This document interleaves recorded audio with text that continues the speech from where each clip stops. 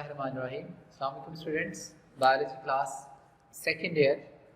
हमारा last time जो topic discuss किया जा रहा था it was about the skeleton, और हमने एक्सोस्केलेटन के ऊपर बात की थी कि एक्सोस्केलेटन क्या है, उसकी केमिकल कंपोजिशन क्या है, और उसमें मॉडिफिकेशन क्या है, और उसमें फिर moulting, which is very important short question, moulting और एग्डाइसिस, उसके बारे में हमने डिस्कस किया था कि क्या है, कैसे उसके स्टेप्स हैं। तो ये सारी हमने बात की थी। आज हम बात करेंगे major function of skeleton. These functions are not concerning with the exoskeleton, not with the hydroskeleton. Overall हम बात करेंगे जिसमें एंडोस्केलेटन भी है, बल्कि इसमें ज़्यादा जो फंक्शन है वो एंडोस्केलेटन से ही रिलेटेड फंक्शन है। और ये topic function of skeleton is important as a short question, और इसमें एमसीक्यूज भी आपको दिए जा सकते हैं, लेकिन ज़्यादा it's important as a short question. तो what are the major function of exo और एंडो और हाइड्रो और simple function of skeleton. First अगर आप देखें तो फंक्शन है प्रोटेक्शन। प्रोटेक्शन डिफेंड करना किसी चीज़ को। तो स्केलेटन जो है वो प्रोटेक्ट करता है बहुत से सॉफ्ट बॉडी ऑर्गन को, सॉफ्ट बॉडी ऑर्गन्स, ठीक है, उसको प्रोटेक्ट कर रहा होता है। फॉर एग्जांपल आप देखिए like brain, like spinal cord, ठीक है, उनकी ये प्रोटेक्शन करता है। इसके अलावा आप देखें लंग्स, हार्ट, लीवर, इन सब की प्रोटेक्शन कर रहा होता है हमारा स्केलेटन। ब्रेन की प्रोटेक्शन, हमारा स्कल के अंदर एक बोन होती है जिसे आप क्रेनियम कहते हैं। Cranium is a specific bone which will present around the और अपसाइड द ब्रेन, उसे हम क्रेनियम कहेंगे, ठीक है। If you have a MCQs, the brain is protected by आगे option of skull, cranium, another option. तो मोस्टली बच्चे ये करते हैं कि वो स्कल को सिलेक्ट कर लेते हैं, बिकॉज वो कहते हैं कि जी खोपड़ी है, सर की हड्डी, तो ये ब्रेन को प्रोटेक्ट करती है, but it's not correct answer. Correct answer होगा cranium. Cranium is actually protecting to the brain, ठीक है। वो उसको ब्लड सप्लाई, उसको सप्लाई भी देती है जो भी रिक्वायर्ड होता है, और उसके साथ साथ उसकी प्रोटेक्शन भी कर रही होती है। इसी तरह आप देखें हमारा skeleton soft body organ, like ये हमारा रिब्स केज है, पसलियों का पूरा एक जो जंगला सा बना होता है। इसके नीचे आप देखें बहुत से सॉफ्ट बॉडी ऑर्गन है, लाइक लंग्स यहाँ पे प्रेजेंट है। लंग्स को थोड़ी सी भी फोर्स लगती है या चोट लग जाती है तो वो डैमेज हो जाते हैं, यानी आप कह सकते हैं कि वो पंक्चर हो सकते हैं। तो उनकी प्रोटेक्शन हमारा रिब्स केज कर रहा था। इसी तरह इस केज के अंदर हमारे डिफरेंट ऑर्गन, लिवर्स और हार्ट, वो भी यहाँ पे प्रोटेक्टेड है, ठीक है। तो ribs cage is protecting to it, okay बेटा। तो ये सारी क्या है प्रोटेक्शन जो हमें हमारा स्केलेटन प्रोवाइड कर रहा होता है। नेक्स्ट देखिए स्पोर्ट एंड शेप। तो स्पोर्ट आपकी कोई हमने ये पूरा टॉपिक पढ़ा था कि अगेंस्ट ग्रेविटी ये स्पोर्ट प्रोवाइड करता है। शेप आप देखें हमारी जो भी मॉर्फोलॉजी है, मॉर्फोलॉजी शेप जो है वो सारी स्केलेटन की वजह से। आप चेहरे की शक्ल आप देख लें, चेहरे की जो बनावट है वो किस पे डिपेंड कर रही होती है, बोन्स के ऊपर, स्केलेटन के ऊपर, ठीक है। तो ये स्केलेटन हमें शेप भी प्रोवाइड करता है और हमें स्पोर्ट भी प्रोवाइड कर रहा होता है, ठीक है। इसी तरह देखिए मूवमेंट। मूवमेंट में अगर आप देखें हमारे स्केलेटन के ऊपर काम करते हैं मसल्स। मसल्स की कॉन्ट्रैक्शन से हमारा स्केलेटन मूवमेंट शो करता है, ठीक है। यानी अगर आप अपने बाजू को यूं घुमा रहे हैं तो ये अंदर स्केलेटन है, बोन्स हैं, वो वाइब्रेट मूवमेंट करवा रहे हैं, लेकिन उस स्केलेटन के ऊपर कौन एक्ट कर रहा है, मसल्स। तो मसल्स एक स्केलेटन के ऊपर एक्ट करेगा, फिर मूवमेंट होगी। If you have no skeleton तो देयर इज नो मूवमेंट, आप उसको मूवमेंट नहीं करवा सकते। आप अपने बाजू के ऊपर मूवमेंट नहीं करवाएंगे, क्यों? क्योंकि देखिए आपने फोर्स अप्लाई करनी है और फोर्स अप्लाई करने के लिए जगह ही नहीं है। तो सरफेस एरिया तो कुछ होना चाहिए ना जहाँ पे मसल अटैच हो, वहाँ पे पुल किया जा सकता हो, ठीक है। तो फिर आप मूवमेंट करवा सकते हैं, ठीक है। तो इस तरह मूवमेंट हमारा स्केलेटन इज रिस्पॉन्सिबल। हमारी लेग्स आप देखें, लेग्स के मसल जो काम करते हैं हमारी बोन्स के ऊपर करते हैं, ठीक है। बोन्स के ऊपर फोर्स अप्लाई करेंगे तो वो बोन्स कॉन्ट्रैक्ट एंड रिलैक्स होगी, तो उससे हमारी लोकोमोशन और मूवमेंट जो है वो शो की जाएगी, ठीक है। इसी तरह देखिए मिनरल्स, होम्योस्टेसिस। एक्चुअल में हमारे स्केलेटन के अंदर बहुत से मिनरल्स को डिपॉजिट किया जाता है, ठीक है।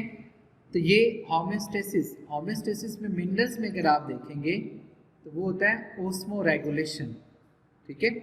तो मिनरल्स इसके अंदर डिपॉजिट है, तो ये क्या करते हैं, एब्जॉर्ब भी कर सकते हैं मिनरल्स को और मिनरल्स को रिलीज भी कर सकते हैं।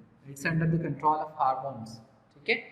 अब आप देखिए ना कि हमारी ब्लड के अंदर कैल्शियम आयन की डेफिशिएंसी हो रही है, तो उसको कंपेंसेट करने के लिए हमारी बोन्स कैल्शियम आयन रिलीज करेगी। वो कैल्शियम आयन हम तक पहुंचेंगे तो हमारे ब्लड के अंदर डेफिशिएंसी ऑफ कैल्शियम है उसको मेंटेन कर लिया जाएगा, ठीक है। इसी तरह देखिए अगर हमारे ब्लड के अंदर कैल्शियम आयन की कंसंट्रेशन ज़्यादा है तो वो हमारे स्केलेटन में डिपॉजिट हो जाएगी, ठीक है। तो this process will be control by the feedback mechanism, और वो होता है negative feedback mechanism.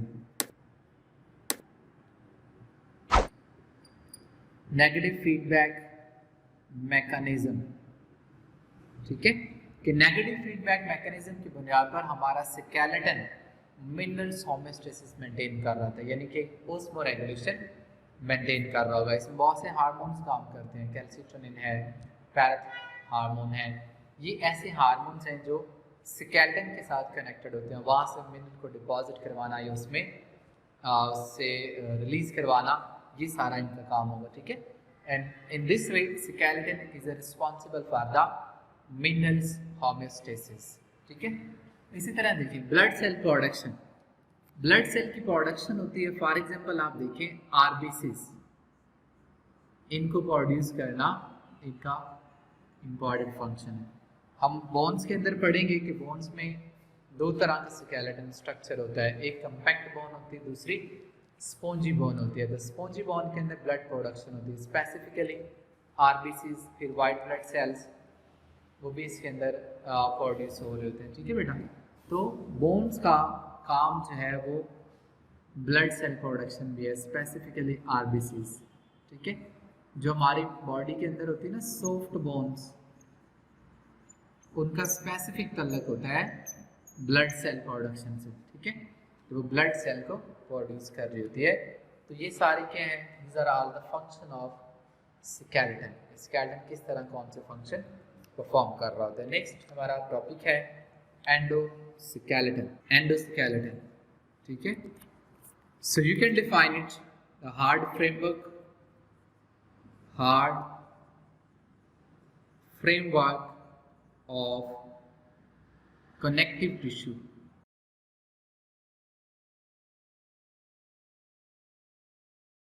Both very hard connective tissue, very hard connective tissue is bone, ठीक है।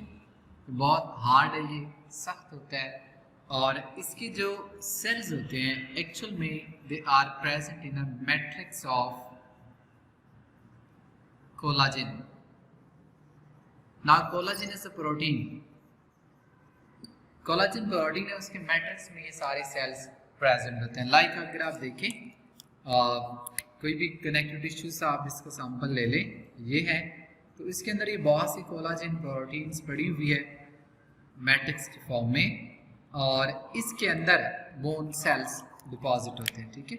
यहाँ आप देख लें ये सेल्स हैं, ये सेल्स हैं, ये सेल्स, ये सेल्स। इसके अलावा इनके अंदर बहुत से मिनरल्स डिपॉजिट होते हैं, फॉर एग्जांपल कैल्शियम है, उसके बाद फॉस्फेट है, ये सारे इसके अंदर जो है वो प्रेजेंट होते हैं, ठीक है।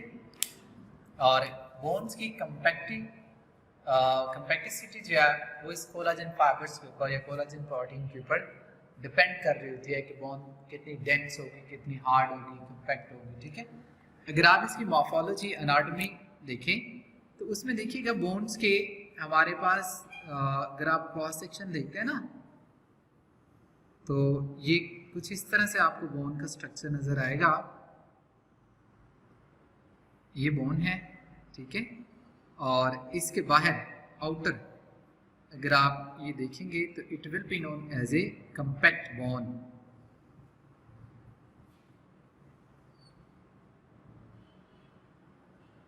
ये यहाँ पे आउटर कवरिंग, ये दो लाइनिंग के दरमियान जो मैंने ड्रॉ की है, ये एक्चुअल में क्या है, कंपैक्ट बोन, ठीक है। और ये जो इनर साइड पे है, ये हम इसको कहते हैं स्पॉन्जी बोन। ये सारे,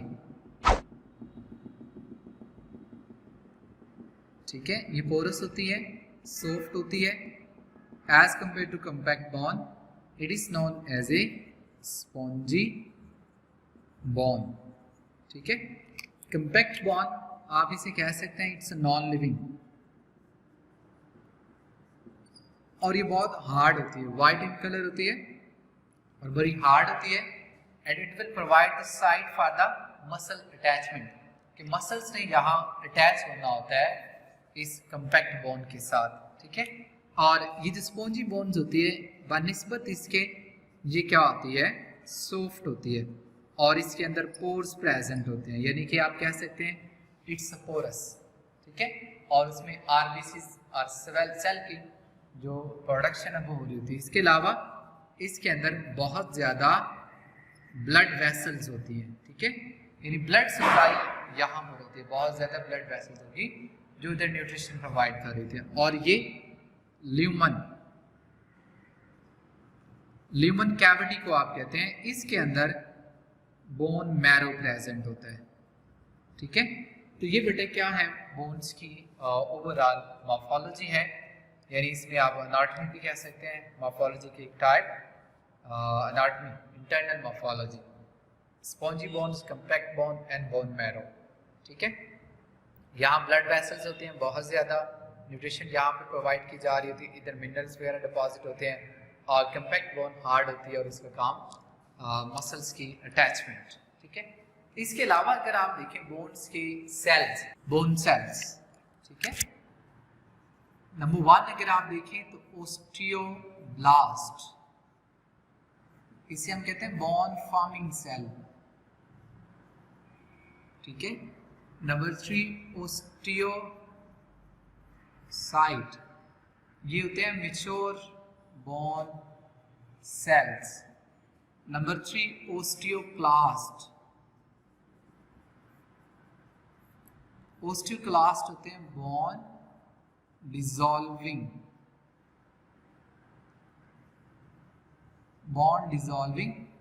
सेल्स, ठीक है। That the bone dissolving, 3 type के सेल्स होते हैं, और ये सारे कहाँ से बनते हैं, from a stem cell. Stem cells, bones का stem cell, let's see, it is stem cell, okay. Stem cell actual में it is an undifferentiated cell, अभी इसकी मंजिल तय नहीं हुई। एक स्टेम सेल को आप किसी भी किस्म के सेल में कन्वर्ट कर सकते हैं, ठीक है। सो स्टेम सेल हर एक ऑर्गन्स का, हर एक पार्ट का, हर एक कंपोनेंट का अलग अलग होता है। For example bone stem cell, skin stem cell, blood stem cell, different type के सेल्स, ठीक है। तो ये बोन स्टेम सेल है, it will change into osteoblast, ठीक है। ओस्टियोब्लास्ट वहां से फिर डेवलप होते हैं ओस्टियोक्लास्ट, और ओस्टियोक्लास्ट के नेक्स्ट फॉर्म या एक और सेल इन सेल से बन सकता है, और वो osteoclast, bone dissolving cell. Actual में होता क्या है, बोन्स कैसे बनती है, बोन्स एक्चुअल में बनेगी बाय रिप्लेसिंग ऑफ कार्टिलेज। अगर एक पॉइंट है वहां पे कार्टिलेज प्रेजेंट है, उसको बोन्स में कन्वर्ट करना है, तो फर्स्ट ऑफ ऑल जो यहाँ पे जाएगा ना, वो जाएगा ओस्टियोक्लास्ट, वो जाकर उस कार्टिलेज को डिसॉल्व कर देगा। ये कार्टिलेज है ना, इसको डिसॉल्व करेगा। जैसे डिसॉल्व करेगा तो ओस्टियोक्लास्ट के बाद फिर चले जाते हैं ओस्टियोब्लास्ट सेल। अब ओस्टियोब्लास्ट सेल के बाद ओस्टियोसाइट, ठीक है, मैच्योर बोन्स बन जाते हैं। लेकिन ये तीनों एक ही सेल में, यानी एक ही एरिया में प्रेजेंट होंगे, ओस्टियोब्लास्ट भी, साइट भी और क्लास्ट भी। ये किस लिए होते हैं, रीमॉडलिंग के लिए, बोन रिपेयरिंग के लिए ये काम कर रहे होते हैं, ठीक है। तो ये सेल्स वहाँ पे प्रेजेंट होते हैं बोन्स के अंदर। बाज होता है ना, बोन थोड़ी बहुत डैमेज होगी तो उसकी रिपेयरिंग करनी है, तो फिर ओस्टियोब्लास्ट पुराने सेल को, पुराने टिश्यू को निकालने के लिए ओस्टियोक्लास्ट, और उसको रिप्लेस करने के लिए ओस्टियोब्लास्ट, और रिपेयरिंग के बाद वहाँ पे ओस्टियोसाइट्स सेल्स जो है वो आ जाते हैं। तो ये बोन्स के बारे में था कि बोन्स जो है वो क्या करती है, कौन से सेल्स हैं। नेक्स्ट कार्टिलेज की अगर आप बात करें तो it's a less harder tissue.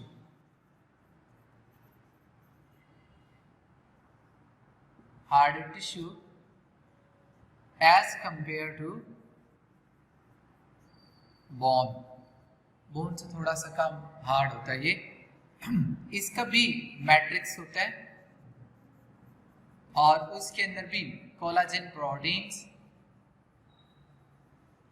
Present होती है,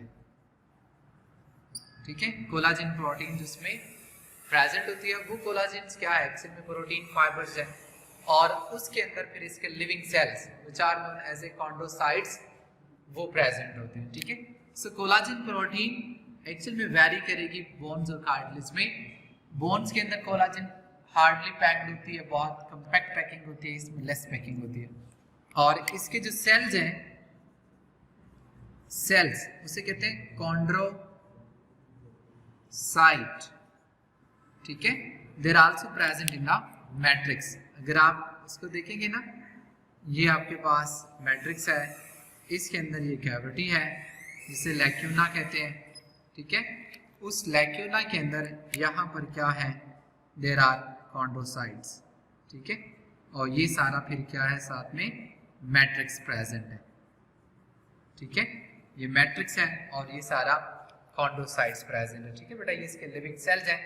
फिर इसकी टाइप है हाइलिन कार्टिलेज, और इसके साथ साथ क्या है, फाइब्रस। हाइलिन कार्टिलेज अमूमन लॉन्ग बोन्स के एंड पे होती है, और फाइब्रस जो है वो हमारे एक्सटर्नल पिना, ईयर और एपिग्लॉटिस पे प्रेजेंट होती है, ठीक है। So it was all about endoskeleton, उसके कंपोनेंट।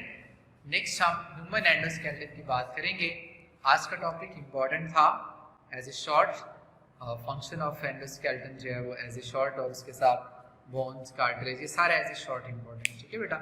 सो आपने वीडियो को देखना है, लाइक करना है और कमेंट्स करने हैं। होपफुली कि आपको समझ आई होगी। अल्लाह हाफिज़।